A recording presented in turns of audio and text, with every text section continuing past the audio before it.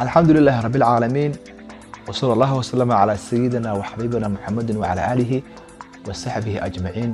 kulanti xiisa badan saaxiibada qiimaha badan waxaan ugu wada jirnaa barashada VN. muuqaalkan maanta waxaan ku baran doonaa laba waxyaabood.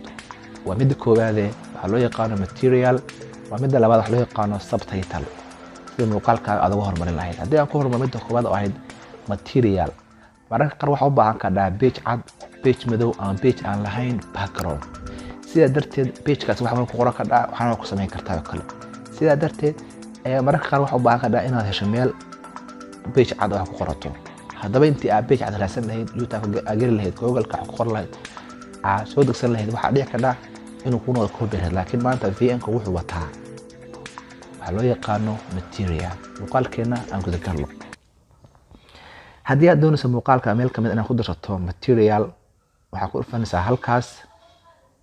tusaale muuqaalka hortiisa waxaan doonayaa inaan ku darsado page cad oo kale, wax ku qorto kale ama page madow oo kale. halkaan ku dhufanaya wuxuu ku siiyay saddex qaybood.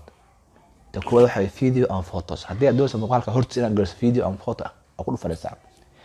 haddii aad waan subtitle inaad labada ku qorato qoraalna waa kaas. haddii aad u baahantahay materialna waa kaas oo midka hadda sharaxi doono. wuxuu noqday saddex qaybood. koowaad waa page cad, ka labaadna waa page aan lahayn background. background waxa laga wadaa hadda muuqaalka save gareyso ama sawirka save gareyso. sawirkaas meel walba la dhigo ayuu wuxuu qaadanayaa midabkiisa oo waxa ka dambeeya wuxuu noqonayaa midabkaas uu qaatay. tusaale ahaan oo kale hadda sawir baa waxa ka soo sawir ayaad background ka dambe ka jarta. markii aad save gareyso sawirkaas hadda wuxuu noqonayaa mid aan background ka dambe wax midab ku lahayn oo sawirkii clear ayuu noqonayaa. hadda waxaan ku dhufanayaa cadaanka kale. waxa aan rabo ayaan ku qoran karaa. waxa aan rabo ayaan ku samaysan karaa. haddii aan ku dhufto kale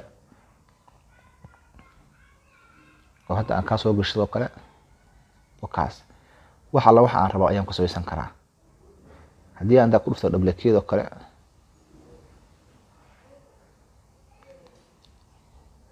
waxa aan rabo ku samaysan karaa. waxa aan rabo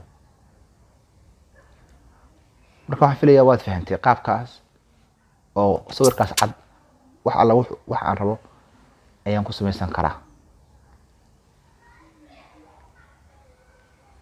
طبعا sawirkan laftigiisu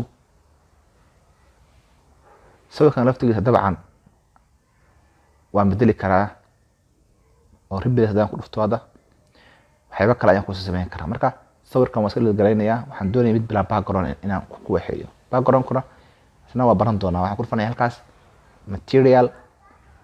haddii aad ka soo doorto wakaas oo noqonayaa hadda meesha ka dambaysa ayaa madow. haddii meesha ka dambaysa ay cadaan lahaydna sidaas ayuu noqon lahaa. kaasna waa fahantay. waan dooranaya edit baan leeyahay.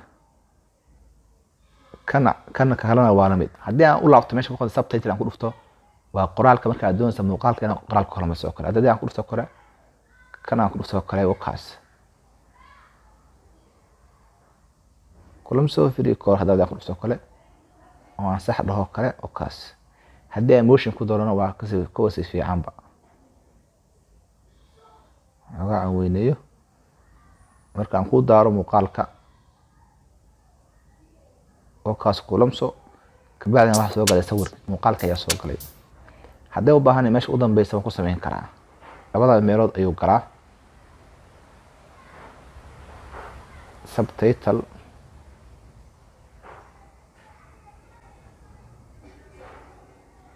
ugu dhufanaysaa oo kaas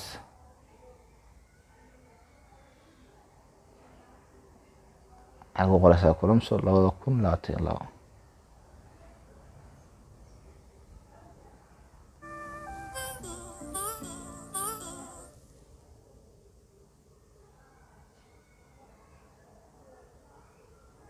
waxaan filayaa u jeedaa kulumso 2022 marka qaabkaas ayaa loo sameeyaa material iyo waxa loo yaqaano subtitle.